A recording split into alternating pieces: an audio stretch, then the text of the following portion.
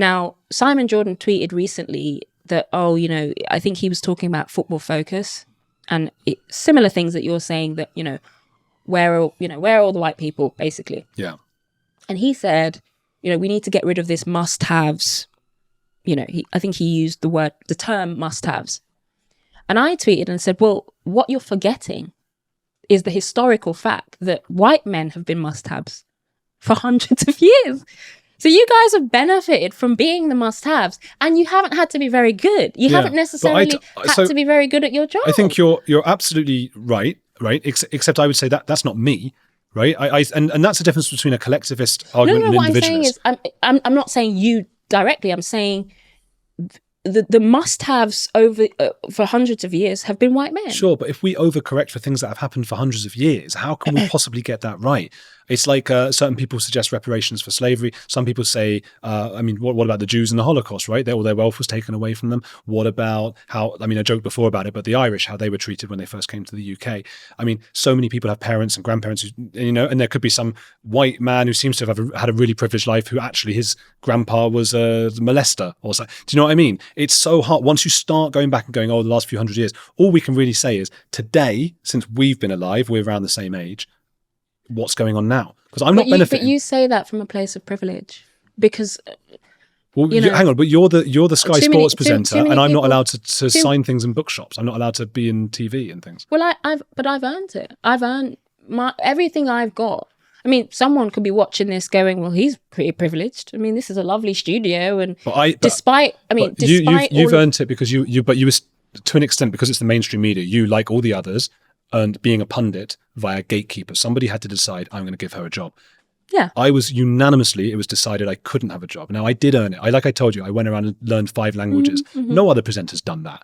Mm-hmm. Louis Theroux's not gone and done that. I gave up so much of my life to be able to do it. And the success of this YouTube shows I'm obviously quite good at it as well, right? There's not many people who get a YouTube and get this. But So I'm saying I earned it as well. We both earned it, but you got the job and I didn't. And I had to do all this myself. Right, but and that's because of our skin color. So and yet you're calling me the privileged one. No, I think there's been many years of privilege, and but there's been many years of but we can't say that. We have to make sure that we don't repeat the past. We have to make sure that the oppression, frankly, and the racism and the inbuilt institutional things that make certain people oppress certain people and mean that I can't earn my privilege does not happen again. We can't allow that to happen. So the pacts, whether it's laws, whether it's best practice, whether it's just progressive thinking, we have to make sure that the past doesn't, because it sounds a little bit like you kind of want the past to kind of exist, but like as long as it doesn't go too far the other way, we cannot allow the past to repeat itself, because the past was bad. Saying the past is repeating itself on the other side, as always happens in societies. Yeah, I think I agree with that. I think, in some instances there is too much of a correction, of course. That's what I'm trying to get you to say for an hour. No, but what and listen, but what I don't want people to do is say, because of examples of there being an autocorrection and this black person's not very good at the job, that means that we now make that assumption for lots of other black people. That is fundamentally wrong, and it's racist. Unfortunately, it's fundamentally, just the logical conclusion of what you've said. If we have overcorrected, then it means that some white people who were talented didn't get the job, and some black people who were talented but not good enough did get the job nonetheless. That's just a fact. Right, but I could say the same though, and say for hundreds of years, loads of very talented black people didn't get the job. Yeah, that was wrong, and this is wrong. I think it's a necessary correction, and I think there's examples of You said it was an overcorrection. There will be examples of overcorrection, of course. And I don't know. I personally don't know any examples of overcorrection. You've explained that you have suffered as a result of overcorrection, and I hate that for you.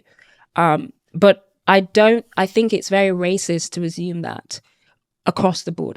It's extremely racist. And I think if there's one thing I can say on this podcast, the assumption, the premise and the assumption that if you see a black person or a woman in a job, they didn't earn it, A, and B, they're only there because of a policy and a pact. It is extremely disrespectful to that person's hard work, because ultimately a lot of those people, certainly all the people I know that are in privileged positions in brilliant jobs who are not white, have had to do 10 times more than white people, right? But the demographics show that's not right. It's just not the case. Unless, as you said before, black people are just 2.5 times more talented than white people.